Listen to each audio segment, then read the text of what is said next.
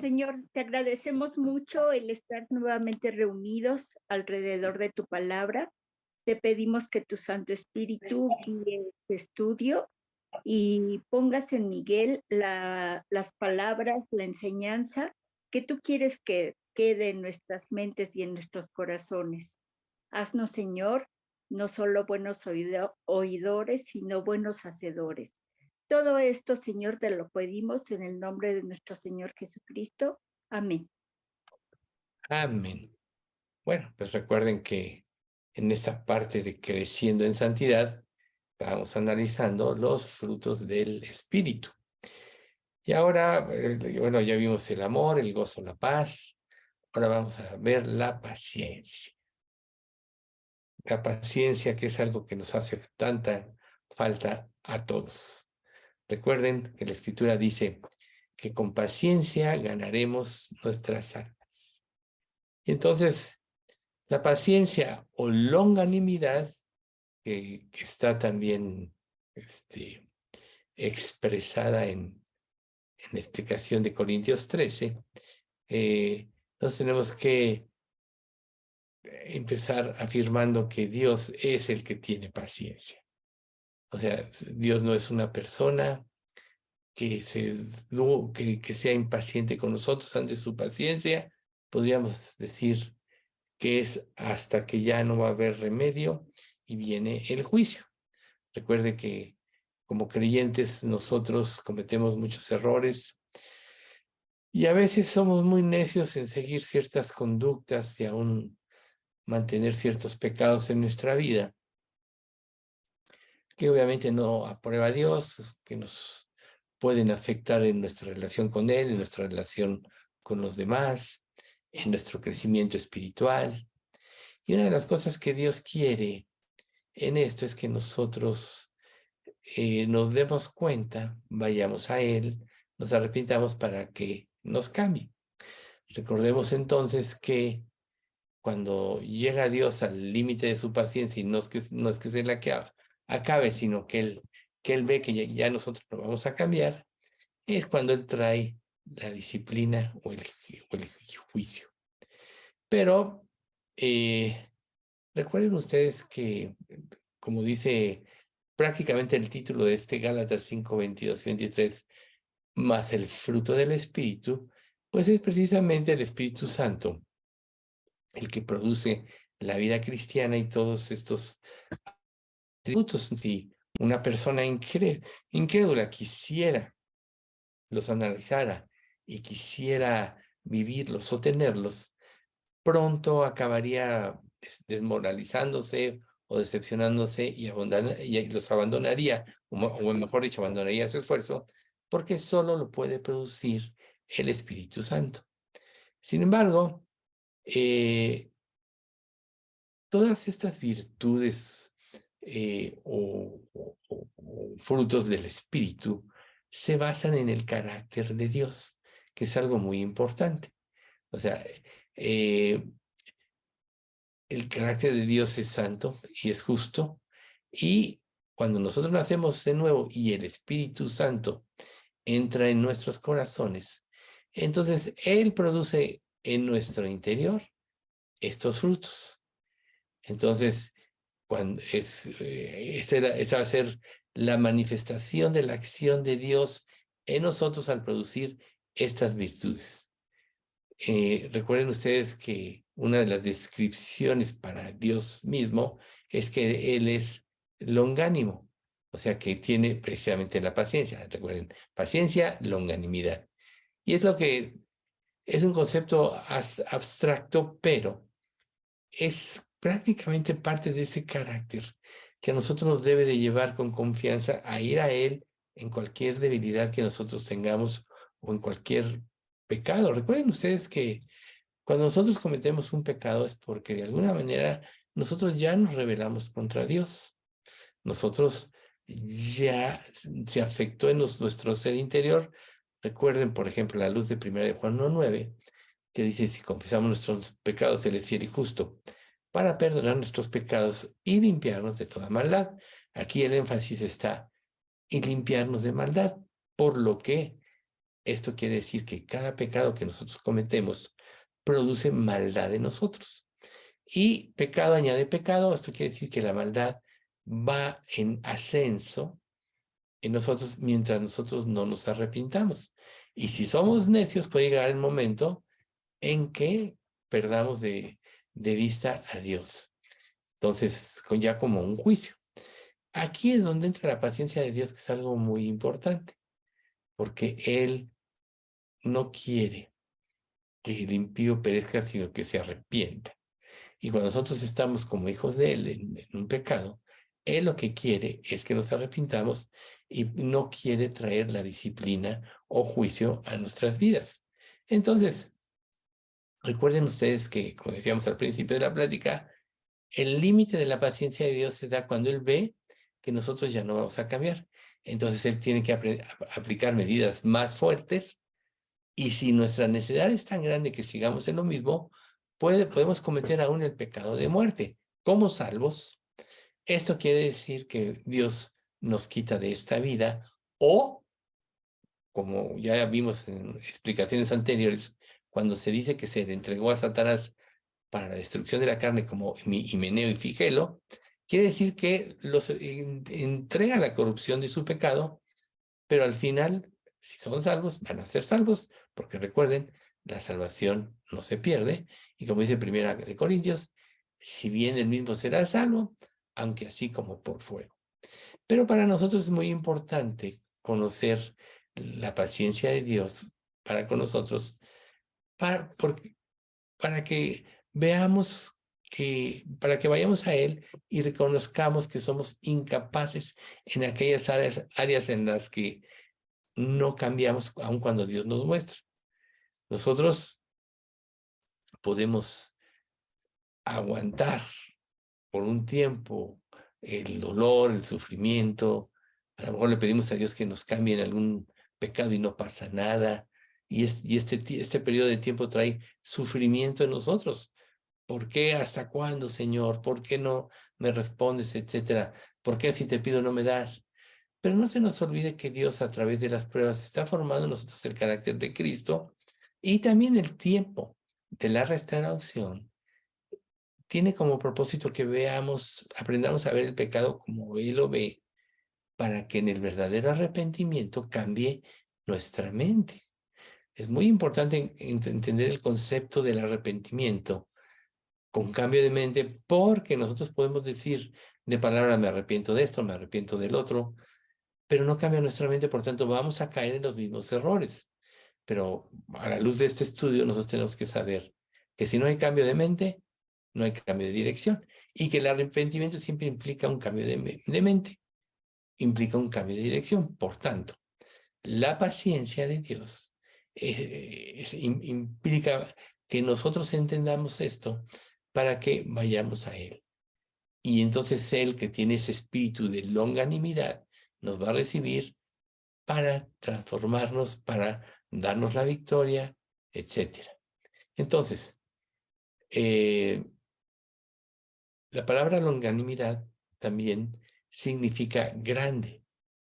La raíz hebrea es tumos, que quiere decir sentimientos o pasiones. O sea que Dios definitivamente, dentro de su grandeza y su amor, entiende lo que sentimos, entiende las pasiones humanas, y su paciencia va en función de que nosotros superemos. O sea, Dios, si alguien tiene grandes sentimientos, es Dios. Si no fuera así, no hubiera dado a su Hijo. Simple y sencillamente, cuando pecamos, Él hubiera destruido a Adán y Eva y hubiera creado otro tipo de creación, pero Él tenía un plan perfecto. Una vez que el hombre cayó, su plan empezó a trabajar, y como vemos en estos más de 6,000 años de aquel entonces, sigue trabajando, pero lo hace de una manera tan profunda que viene la restauración total del reino que Satanás le arrebató, el dominio de la creación a Adán y a Eva, y Cristo se lo arrebató a Satanás en la cruz, primero espiritualmente, como pasó hace más de 2,000 años, y luego físicamente cuando Él venga a reinar sobre la tierra en gloria.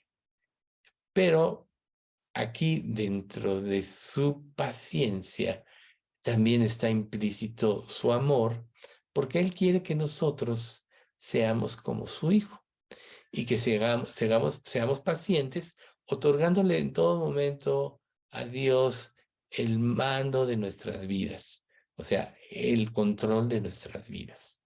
Esto implica lealtad a Él. ¿Cómo podremos nosotros desarrollar la lealtad? Y dirás, bueno, ¿qué tiene que ver la paciencia con la lealtad?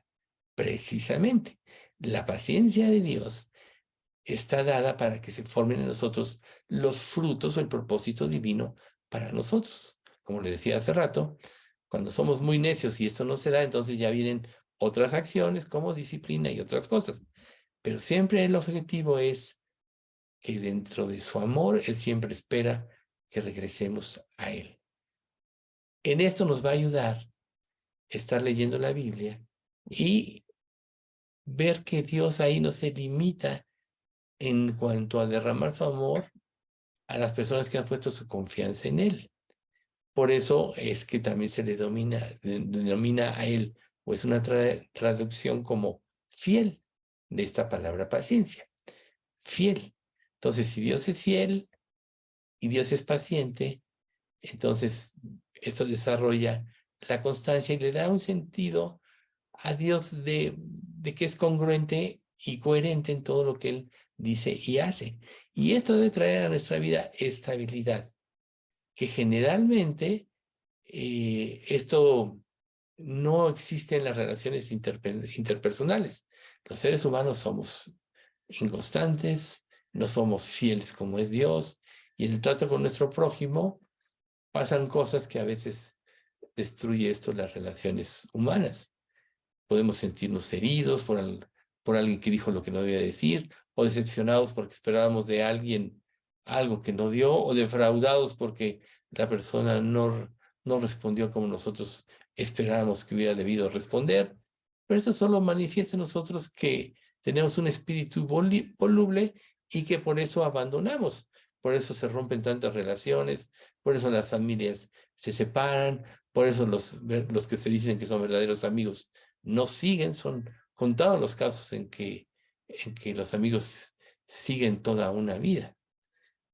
Quizás se puedan las personas comprometer por un tiempo, ser fieles unos a otros cuando todo va bien, pero cuando hay error, pues entonces hay juicio, cuando hay pecado, hay conflicto y la relación se desmorona y se disuelve. ¿Por qué por qué mencionamos cómo es el ser humano? Pues para que entendamos cómo somos nosotros. Porque el verdadero amor tiene la capacidad de aguantar a largo plazo. El amor de Dios es constante, no cambia. Recuerden ustedes, y es algo muy importante que siempre tenemos que tener presente en nuestra vida, que cuando nosotros nos convertimos, Dios ya nos ve perfectos en Cristo y Él ya nunca cambia, porque el juicio ya pagado o llevado a cabo en Jesucristo, ya Él nos ve a través de la justicia de Cristo y ya no tiene por qué cambiar. Antes nos va a ayudar. El problema no está en Dios, sino en nosotros. Entonces, su paciencia tiene que ver con nuestro cambio. Y dentro de su paciencia viene precisamente su misericordia. ¿Y qué es lo que produce la misericordia de Dios? Más misericordia. Dice un pasaje, con el misericordioso te mostrarás misericordioso e íntegro para con el hombre íntegro. Entonces, si Dios es misericordioso, nos tenemos que, a través de las pruebas, a través de confiar en Él, a través de esperar la transformación en nuestras vidas, tenemos que aprender a ser también pacientes y misericordiosos con los demás. Seguido nosotros nos topamos con errores de las personas, errores en lo que manifiesta ser y no son, y podemos decepcionarnos también. Pero si en nuestra mente hay la definición o tenemos la clara definición de lo que es la justicia, la reivindicación y la venganza, entonces vamos a poder apelar a la justicia de Dios, buscar la reivindicación con Dios, con la persona, y renunciar a la venganza. ¿O acaso cuando alguien te hace algo, lo primero que piensas no es, me las vas a pagar? Vas a ver, te voy a hacer lo mismo y te voy a aumentar. Esa es parte de la naturaleza humana. Pero cuando vemos la justicia de Dios en nuestra vida y vemos cómo a través de Cristo Él los hizo semejantes a su Hijo, o sea, nos reivindicó, entonces la venganza ya cobra un matiz relativo porque no cabe.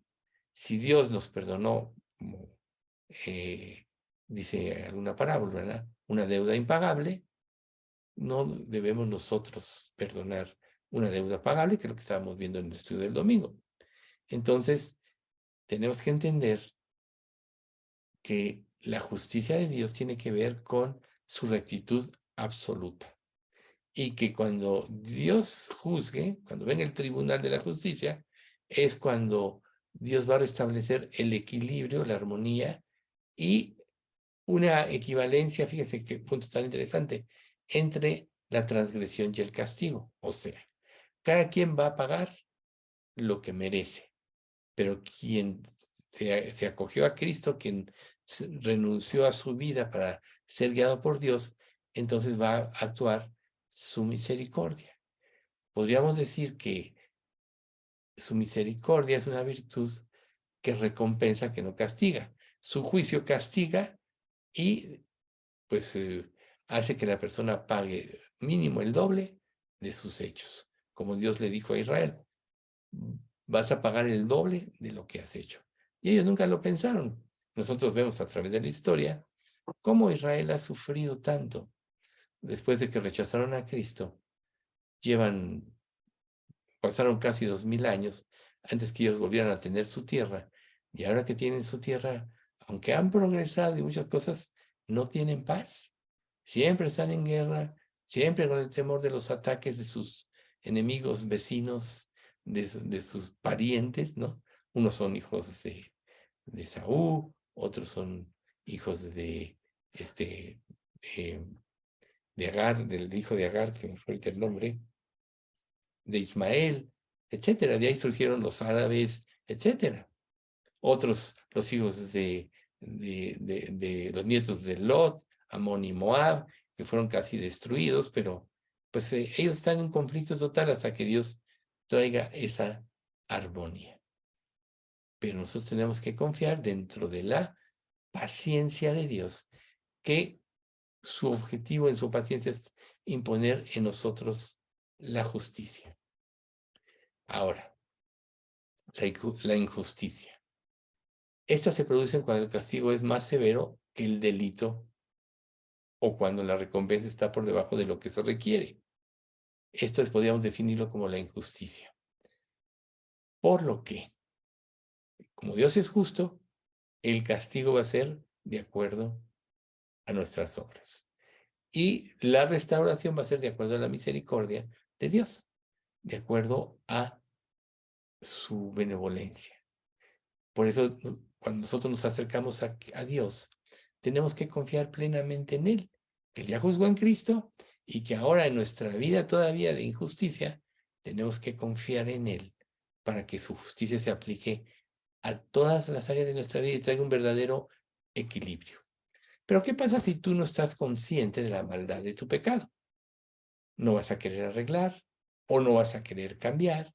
Y entonces es precisamente donde actúa la justicia de Dios para reivindicación en tu vida, que va precisamente a mostrarte a través de tus acciones las consecuencias de las mismas, o sea, va a dejar que se den las consecuencias de la misma para que veas la maldad del pecado, para que veas tu error, y entonces vayas a Él y puedas ser reivindicado. Entonces, si alguien, por ejemplo, ha sido acusado injustamente y demuestra que es inocente, ¿qué pasa con una persona así? Es reivindicada. Ahora, cuando nosotros confiamos en Cristo, en un sentido, como Él pagó, y ya Dios nos ve perfectos a través de la justicia de Cristo, en un sentido nos ve inocentes. Nosotros sabemos que no lo somos, pero Cristo sí lo fue. Y al aplicarse su justicia, nosotros ya somos perfectos en Cristo. Por tanto, dentro de esa perfección y en nuestro trato con los demás, tenemos que aprender a resistir o a no, eh, ¿cómo podríamos decir? O a no ser sensibles a las ofensas que otras personas nos hagan, por la paciencia que Dios nos tuvo. Por eso Dios quiere que seamos pacientes y longánimos, aún en un sentido de aguantar el dolor de la calumnia. ¿Cuántas personas quieren justificar su pecado, no nos calumnian, diciendo cosas de nosotros que no son realidad? Recuerden que el mundo incrédulo va a usar la calumnia para justificar su pecado porque no se quiere arrepentir. Una persona que es tocada por el Espíritu Santo y se arrepiente, va a ser honesto con Dios y va a ser restaurado. Pero una persona que Dios le muestra su condición y no se arrepiente, por todos los medios va a buscar su justificación y va a usar aún la calumnia. Pero nosotros, conociendo el carácter de Dios, lo que Él ya nos hizo por nosotros y la paciencia que nos hizo, tenemos que aprender a tener paciencia con este tipo de personas. Quizá Dios, por nuestro amor y paciencia, les conceda el arrepentimiento.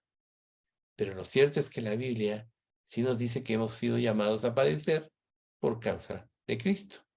Vamos a sufrir por amor a la justicia divina y de acuerdo al llamado que Él nos dé para confesar su nombre ante los demás.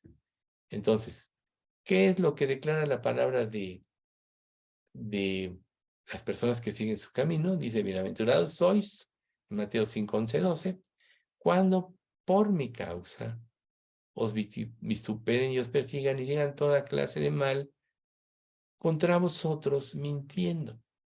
Gozaos y alegraos, porque vuestro galardón es grande en los cielos. ¿Se dan cuenta? Jesús sí, pero preveía esto. Y en el Sermón del Monte nos da esta bienaventuranza, ¿sí? Entonces, en Lucas 18:7 dice, ¿y acaso Dios no hará justicia a sus escogidos que claman a Él día y noche? Por tanto, la paciencia o longanimidad también está dada con la esperanza de que Dios un día va a hacer justicia. Nuestra estancia en este mundo es para ser instrumentos de Dios para reconciliar a los hombres con Cristo. Por eso dice en la Escritura que qué hermosos son los pies de los que anuncian buenas nuevas, de los que anuncian la paz.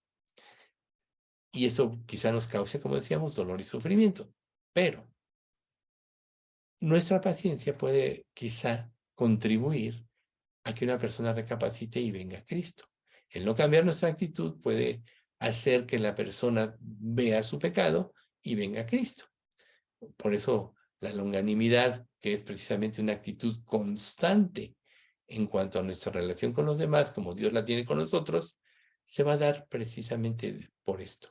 Y Dios nos alienta a que para poder mantener esta longanimidad siempre estemos orando precisamente para que Dios primero nos reivindique a nosotros y seamos instrumentos fieles, como espadas agudas de dos filos. Y para que todo lo que se hable mal de nosotros, en un sentido que dé evidencia que es falso. Dice la Escritura que todo va a ser manifiesto en su presencia, en Hebreos 4:13, que todas las cosas están desnudas y abiertas ante los ojos de aquel que tenemos que dar cuenta. Por tanto, un día todo se va a saber, un día todo va a salir a la luz, un día todo lo que se dijo en los rincones será publicado en las azoteas, pero nuestra parte mientras estemos aquí es que nosotros tengamos ese espíritu de paciencia y que intentemos no devolver los agravios. Dejad lugar a la ira de Dios. Por tanto, podríamos decir que el cristianismo da curso a la justicia y Dios puso autoridades en este mundo, las cuales actúan en los tribunales para ejercer justicia, supuestamente. Si son injustos, como vemos que pasa en muchos países, y nuestro país pues no es la excepción, sabes que es un país corrupto, ellos darán cuenta a Dios, así como los presidentes, los secretarios, los ministros, todos darán cuenta de la responsabilidad que se les dio, porque el gobierno humano, precisamente Dios lo puso y darán cuenta de sí. Pero nuestra parte como hijos de Dios es dar lugar a la ira de Dios, confiando en que un día Él va a castigar. Pero mientras estemos en este mundo y las personas vivan, es el tiempo de la misericordia. Por eso Dios frecuentemente nos dice, mía es la venganza. Con demasiada frecuencia es lo único que las personas oyen, pero acto seguido anuncia, yo pagaré. Mía es la venganza, yo pagaré. Esta es la parte más importante aquí. ¿Ven ustedes? Un día Dios va a castigar y eso va a ser nuestra esperanza y eso nos puede mantener precisamente en esta paciencia. Entonces, podríamos decir que a través de esto Dios nos puede tranquilizar y nos puede decir, no te preocupes, la venganza llegará. Ahorita tú trabaja para mí. Ahorita espera a que la gente se convierta. Y en tu trato personal, déjame que yo te transforme, confía en mí y el tiempo de mi respuesta es el tiempo que yo voy a formar el carácter cristiano en ti, es el tiempo que voy a fortalecer tu ser interior por medio de mi Espíritu Santo. ¿Sí? Y lo demás, los que acusan en falso, o sea, dicen cosas así que no son y todo, Dios los juzgará. Por eso es importante también tener este sentido de justicia en nuestro trato con los demás. O sea, Dios no perdona al que no se arrepiente, pero Dios sí perdona al que se arrepiente. O sea, Dios va a castigar al culpable, pero al que ha puesto su confianza en Cristo, ya se libró del castigo. Entonces, si la venganza está reservada para el tiempo que Él diga, entonces Él nos asigna la responsabilidad de vivir la vida, que sea una ilustración de lo que es la vida cristiana ante el mundo incrédulo. Por lo que podríamos decir que Dios no nos da derecho a buscar la venganza. Debemos dejar lugar a la ira de Dios. Cada uno de nosotros tiene dentro de sí mismo, reitero, una capacidad de venganza que cuando se da el hecho es lo primero que pensamos. Pero existe el perdón cuando nosotros vemos la misericordia y la paciencia que Dios tuvo con nosotros. Entonces, todo es como una confirmación de todo lo que vimos nosotros también el domingo, y todavía nos falta otra parte de la misericordia de Jesús. Pero cuando nosotros seguimos este camino, entonces crece en nosotros la paciencia y la longanimidad. Y entonces podemos sostenernos firmes aún delante de un insulto o de un agravio. Eso también se le llama templanza, que más adelante lo vamos a ver. Son frutos del Espíritu Santo. Cuando nosotros, por tanto, caminamos las pisadas de Cristo, Él es el modelo supremo de la paciencia. Y entonces automáticamente va a producirse en nosotros, como resultado de caminar con Él, esa paciencia como fruto del Espíritu. Nosotros por nosotros mismos no tenemos el poder de generar este fruto del Espíritu, pero no podemos permitirnos ser impacientes, por tanto, la dependencia de Dios en algo que Dios ya ha hecho en ti al ser salvo y ha empezado a producir en ti a través de la influencia del Espíritu Santo que mora en tu corazón, es precisamente donde radica la victoria y la liberación de cualquier pasión, de cualquier sentido de venganza o de cualquier sentimiento contrario. ¿Acaso no dice la Escritura que en el segundo mandamiento es amar al prójimo como a ti mismo? Pues bien, sabemos que Dios amó al mundo, pero no todo el mundo va a responder igual. En nuestro caminar diario no todos van a responder el Evangelio, pero aún ahí tenemos que tener la paciencia, porque no sabemos quién va a responder y quién no, de hablarle a todas las personas con las que nosotros tratamos cotidianamente. ¿Cómo nos vamos a fortalecer o cómo vamos a poder hacerlo? A través de la oración. O sea, ser un instrumento de Dios implica anhelándolo, pidiéndosele a Dios. Por ejemplo, el otro día estaba comprando yo pues unas frutas y esta persona, así de esos mercados que son bien hábiles para tratar de envolverte, le dije, eres muy hábil hablando, pero le digo, tus precios realmente están caros. No sé cómo salió el aspecto, pero le dije, pero recuerda que un día todos vamos a dar cuenta a Dios de sí. Por tanto, la única manera es que tú, si vas a dar cuenta a Dios, reconozcas, veas tu pecado, lo reconozcas y confíes en el único que te lo puede quitar, que es Jesús. Y yo pensé, no traía en este momento folletos, después regreso y le doy otro. Y espero tener esa oportunidad.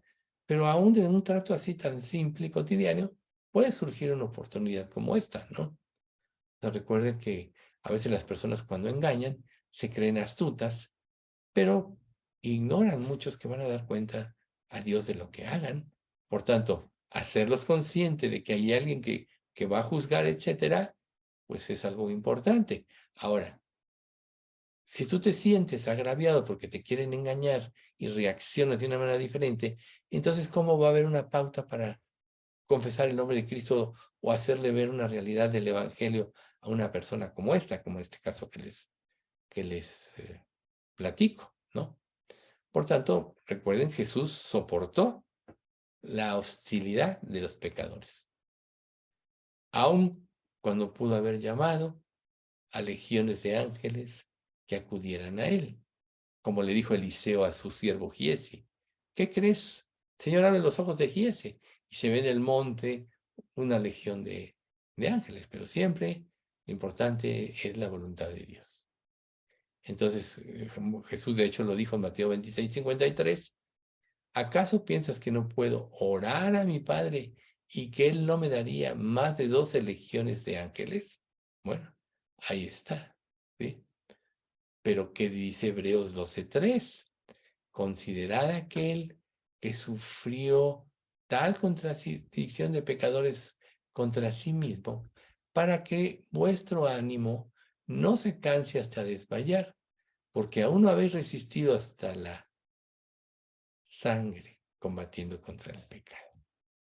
Entonces, Jesús sufrió más que nadie la oposición de los pecadores, pero tuvo fuerza, se sostuvo hasta que se cumpliera su ministerio.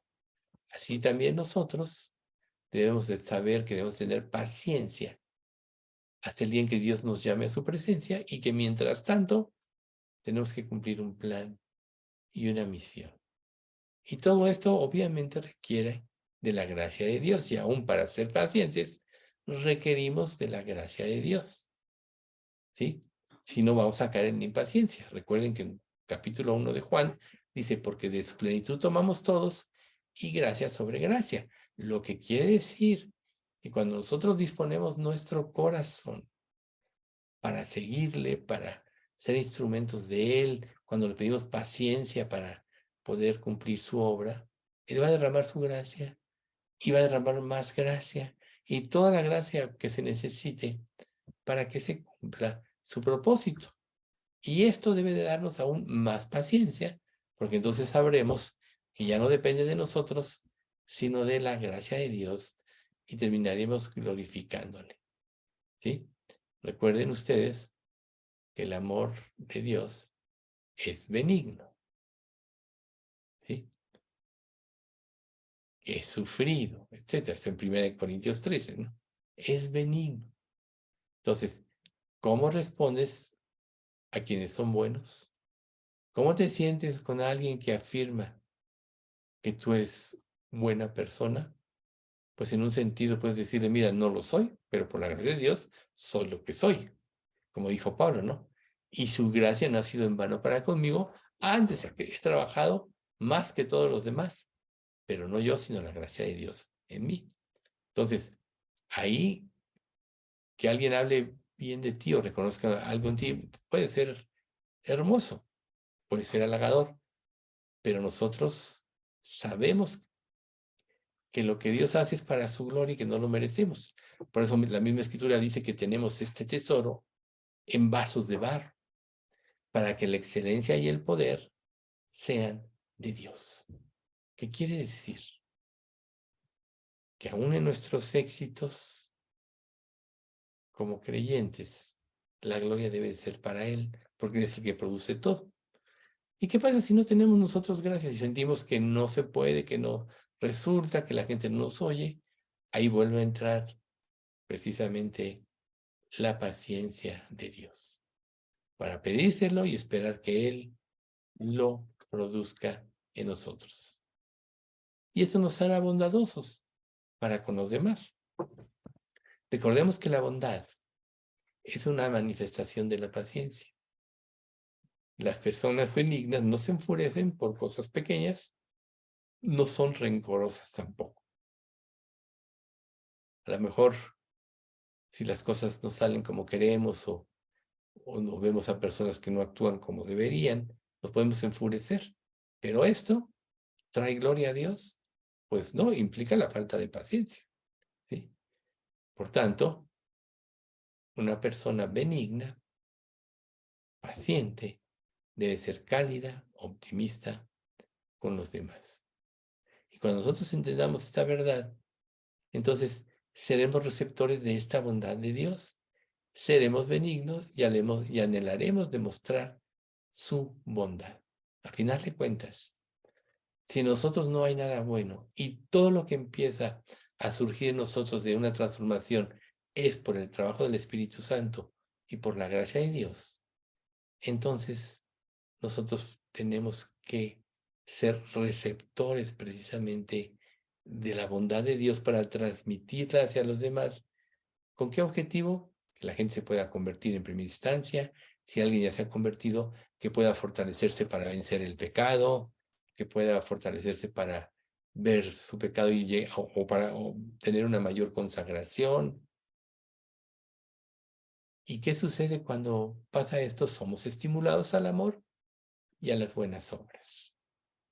A final de cuentas, cuando David pecó, experimentó un gran remordimiento, pero confió en la benignidad del Señor. Por eso en el Salmo 51 dijo, ten piedad de mí, oh Dios, conforme a tu misericordia, conforme a la multitud de tus piedades, borra mis rebeliones. Confió en Dios, confió en la paciencia de Dios y fue restaurado a tal grado que Dios siempre decía que quería que fueran como David su siervo. Nosotros sabemos que no fue perfecto David, que cometió muchos errores y muy graves, pero tenía una característica muy importante. Siempre se volvía al Señor. Siempre buscaba al Señor. No así su hijo Salomón, aquel hombre al que Dios le dio sabiduría más grande que todos los que estaban en la tierra. Y esa la sabiduría que Dios le dio tendría el objetivo de manifestar y glorificar el nombre de Dios. Y en un tiempo lo hizo, pero después empezó a desobedecer, empezó a casarse con mujeres que no debía, empezó a permitir por la presión de estas mismas mujeres la adoración de falsos dioses, de que se llevan a cabo ídolos. ¿Y cuál fue el resultado de esto? Que su hijo perdió 10 tribus de Israel. Y solo por fidelidad se mantuvo la tribu de Judá, porque de ahí vendría el Mesías. Y en los subsecuentes reyes, Dios siempre decía, no eres fiel como mi siervo David. Otros sí fueron fieles, como Ezequías y Josías, como su siervo David, pero fueron pocos. Entonces, nosotros tenemos que creer que Dios, dentro de su amor y su paciencia, sí quiere transformarnos y quiere llevarnos a su presencia. Y en su presencia nosotros recibiremos su misericordia y será transformada nuestra conducta y empezaremos a manifestar la conducta de Cristo. Entonces nosotros podríamos preguntarnos, ¿qué aspecto tiene la benignidad? ¿Qué es lo que la bondad hace? Entonces, en nuestra cultura a veces es difícil conocer estos términos porque nuestra mente está afectada. Pero la benignidad de Dios está precisamente dada con que el amor cubrirá multitud de pecados. A veces nos encontraremos con creyentes o pseudocreyentes que son criticones, etcétera. Pero nosotros no debemos permitir que por ello se paralice la obra, por tanto, nuestra benignidad debe de ayudarlos a ellos a ver su error y salir de este tipo de conducta, porque la crítica trae venganza, también a la larga trae resentimiento, y eso destruye la unión de la iglesia, y es precisamente lo que Satanás quiere, porque una de las características de la iglesia es el amor no fingido entre unos y otros. Si en una iglesia no hay estos, quiere decir que Dios no está actuando, que el Espíritu Santo no está en medio de ellos. Pero nunca debemos de justificar tampoco, porque el pecado es el pecado. Y la Biblia nos hace ver precisamente y con mucha claridad la diferencia entre las transgresiones que destruyen y el amor que edifica. Entonces, por eso dice que las muchas aguas no podrán apagar el amor. Cuando nosotros vivimos en amor, vivimos de acuerdo a lo que Dios es y manda, entonces eso es lo que transmitimos y es lo que hace que una iglesia, que es parte del cuerpo de Cristo, tenga un verdadero testimonio. Y cuando este fruto no ha madurado aún, entonces siempre caeremos en la tentación nosotros mismos de corregir y de juzgar a los demás, de estar siempre al pendiente de sus conductas, pero caeremos en lo incorrecto. ¿Por qué? Porque recuerden, siempre primero tenemos que vernos nosotros a nosotros mismos. Pero la benignidad también no toma en cuenta acciones insignificantes. Por ejemplo, dice en Eclesiastés, no hay hombre que haga el bien y nunca peque. O sea, todos pecamos. Pero si nos concentramos en los errores y no en la gracia de Dios, entonces nos vamos a convertir en jueces con malos pensamientos. Si nos concentramos en la gracia de Dios y el poder de Dios para edificar y sobreedificar, entonces fomentaremos el amor y la unión verdadera. Recuerda que cuando todos nos equivocamos alguna vez, y cuando nos equivocamos, de alguna manera quisiéramos nosotros misericordia. Por ejemplo, entre la primera y la segunda carta de los Corintios, Pablo juzga severamente porque se ufanaban de su espiritualidad y dice, pero se oyen pecados entre ustedes tanto que alguien tiene a la mujer de su padre. ¿No debía la iglesia juzgarlo? Pero en la segunda carta, cuando prácticamente se ve que este hombre se arrepintió, ¿qué dijo la segunda carta? Restáurenle, no sea que caiga de demasiada tristeza, porque ya se había arrepentido. Entonces, son conceptos difíciles, pero siempre el amor, la paciencia dada hacia nosotros, eso es lo que va a tener el lugar precisamente de la edificación y el bienestar de la iglesia. No se debe de permitir el pecado, pero se debe ayudar a dejar el pecado. Se debe de fomentar el amor, se debe de desechar la crítica. No debemos permitir el resentimiento, sino debemos confrontar para que se disipe cualquier malentendido o se corrijan hechos. Y eso es lo que nos va a ayudar a crecer en el amor. Entonces, si Cristo ha sido bueno con nosotros, ahora nosotros debemos tener la motivación de serlo también con los demás. Y esto no va a suceder si no somos plenamente transformados. Y seguido de esto, viene la bondad, que es el siguiente fruto del Espíritu. Yo creo que este lo vamos a dejar para la próxima vez porque no podríamos acabarlo en el tiempo que nos resta. Entonces lo continuaremos en el próximo estudio. Vamos a dar gracias. Padre Santo, te queremos dar muchas gracias por este estudio. Gracias, Padre, por mostrarnos lo que es la benignidad y por hacernos ver con claridad y profundidad.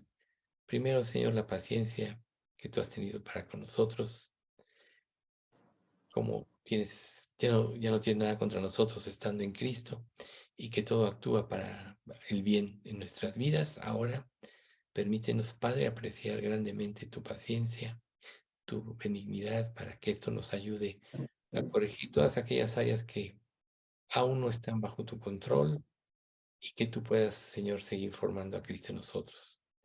Te pedimos que trabajes profundamente en cada uno de los miembros de esta iglesia, para que con tu poder sea formado Cristo en cada uno de nosotros, y así podamos vivir en este avivamiento que tanto anhelamos, donde el Espíritu Santo gobierne en las mentes y en los corazones de todos. Señor, te pedimos que también nos des un testimonio como iglesia, para que muchos puedan escuchar de tu evangelio y nos des la gracia para hacerlo, y la paciencia, Señor, para esperar una respuesta favorable a la predicación de tu evangelio. Señor, trae salud en todos, especialmente te pedimos por la salud de Pati López, Señor, que tú te glorifiques en su vida, por la de Margarita, la de Ceci, la de Rosita, Señor, por la de Héctor, restáuralo. En fin, Señor, tú sabes lo que cada miembro de nuestra iglesia es y padece, así que danos sobre todo salud espiritual y por ende también salud física, para que te podamos servir. Te pedimos esto en nombre de Cristo Jesús. Amén.